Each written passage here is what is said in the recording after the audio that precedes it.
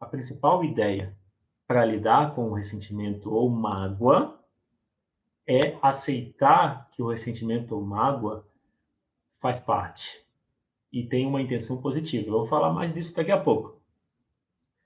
Daí eu quero compartilhar a minha história. Eu tive mágoa, eu tive ressentimento por quase 20 anos. Eu acho que desde os 8, 9, 10 anos, eu já guardava mágoa em relação ao meu pai e me afastava dele. Como eu tinha meus avós morando por perto, eu estava sempre na casa dos meus avós, dos pais da minha mãe. E o meu ressentimento em relação ao meu pai é porque ele era exigente, só brigava, no meu ponto de vista, né? Estou falando do ponto de vista da criança. E quando eu fazia algo errado, não tinha um diálogo e não tinha uma intenção de escutar. Ele já tinha certeza que eu estava errado, totalmente errado, e qualquer tentativa que eu fazia de tentar falar o meu lado da história, que no fundo é o que eu queria, poder mostrar ou contar que eu também tinha um lado, que eu não tinha feito tudo errado ou intencionalmente. Eu queria só ser ouvido. Como isso não era possível, e eu fui me frustrando várias vezes, o que eu vi que eu podia fazer para me proteger, e também tinha uma intenção de se vingar. Então, muitas vezes a gente usa o ressentimento para se vingar. Então, o ressentimento que eu sentia pelo meu pai era uma forma de vingança em relação a ele, mas também era uma forma de me proteger. Porque toda vez que eu tentei me aproximar, quando eu fazia algo errado, eu era tratado com severidade de novo, e então é como se fosse: eu tento me aproximar e faço algo errado, porque criança faz coisas erradas, sei lá, quebra coisas, sei lá, desobedece, etc. Então, a minha forma foi me ressentir, me distanciar. A minha sorte é que eu tinha meus avós para poder ter onde ficar. Eu até passei a morar na casa dos meus avós, me apropriei de um dos quartos que estava vazio, ninguém usava, e daí quis sair de casa o mais cedo possível. Então eu saí de casa com 17 anos, comecei a estudar para concurso, para sair da casa dos meus... Olha que interessante, olha o que eu estou falando. Eu fui fazer concurso público para sair da casa dos meus pais.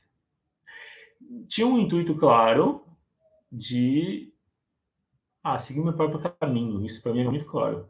Eu tinha vontade de ter as minhas escolhas e que, dependendo dos meus pais, era sempre vamos dizer, um desafio conseguir as coisas, porque tinha que convencer eles e insistir bastante. Então, o tempo passou e lá por perto de 2010, 2011, eu comecei a perceber, eu percebi antes, eu já vinha fazendo coisas para trabalhar as emoções, através lendo sobre as emoções, fui numa taróloga que falou para mim da importância de ouvir as emoções, isso foi em 2007. 2007, deixa eu contar essa parte. Em 2007 fui numa taróloga, uma pessoa me indicou, e aí quando ela colocou as cartas, ela falou que eu era estranho. Aí eu falei, eu sempre fui estranho. Ela, mas por que você é estranho? Daí minha resposta foi, porque eu gosto de aprender desde sempre. Eu sempre fui curioso e sempre usei meu tempo para aprender coisas diferentes. Daí a resposta dela foi, olha, você investe, pelo que você está falando, você usa muito do seu tempo para desenvolver a sua mente, o seu intelecto. Você está sempre aprendendo, né?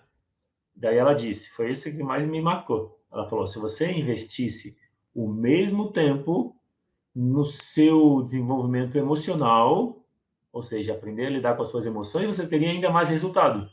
Eu vi isso em 2007.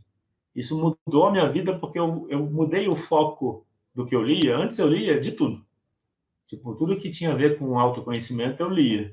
Mas nem sempre eu lia sobre emoções, porque ninguém nunca tinha me falado da importância de entender as emoções. Olha que interessante, foi numa sessão de tarô, em 2007, que o meu olhar para as emoções surgiu. E aí eu passei a ler tudo que era sobre sentimento, tudo que era sobre amor, conexão, empatia. E aí, bom, então eu já comecei a entender que vamos dizer, as dificuldades ou desentendimentos, eu lembro que nessa época eu tinha muita dificuldade de comunicação. Parece que eu falava uma coisa e as pessoas entendiam outra. Acontece isso com você? Se quiser comentar. Normalmente, quando você fala uma coisa e as pessoas entendem outra, muitas vezes fala da sua desconexão com as suas emoções. quando a gente fala muito a partir da mente, sem conexão com o coração, as nossas palavras chegam muito ásperas para as pessoas. Quando a gente fala do coração, fica mais fácil de entender, de as pessoas receberem. Às vezes, eu falava com boa intenção, eu falava como se eu com a intenção de ajudar, mas aí a pessoa recebia como uma ofensa. Era bem desconfortável para mim, porque eu nunca fui muito fã de conflito, sempre evitei conflito quando pude. Hoje eu aprendi que o conflito é importante aceitar o conflito, não fugir dele, lidar com o conflito, no sentido de lidar, porque o conflito faz parte. Quando você aceita o conflito, você se aceita. E o conflito, às vezes, é você falar do que você precisa, falar da sua necessidade. Quando a gente se guia pelo ressentimento, quando a gente sente o ressentimento e mantém ele, é comum que a gente acabe atraindo um monte de problemas. Porque as pessoas vão se incomodar com a gente. O nosso ressentimento vai se fazer visto nas nossas relações. Então eu percebia isso, que eu conseguia me desentender com as pessoas sem muito esforço. E quando alguém fazia algo contra mim, tipo, me atacava de alguma forma, eu parava de falar com a pessoa, como se ela deixasse de existir. No dia seguinte, a pessoa esqueceu do desentendimento, e eu não esquecia. É como se o ressentimento tivesse tomado conta de mim, porque eu me ofendia, me incomodava com facilidade e não sabia lidar. Daí, em 2011, eu comecei a fazer um curso de formação em programação neurolinguística. E durante o curso se trabalha um monte de questões emocionais. Foi ali que eu comecei vamos dizer, a mudar o que eu sentia. E aí eu conheci constelação familiar. Foi nesse ponto que eu fui constelar. Então foi aí que eu encontrei a solução para o ressentimento. Até então, eu ouvia das pessoas, e eu imagino que você já deve ter ouvido isso de alguém. Ah, você tem que perdoar os seus pais, você tem que perdoar o seu pai, você tem que perdoar a sua mãe. Isso só gerava mal-estar, porque não é uma escolha assim. Não adianta dizer eu perdoo. Dizer eu perdoo não quer dizer perdoar.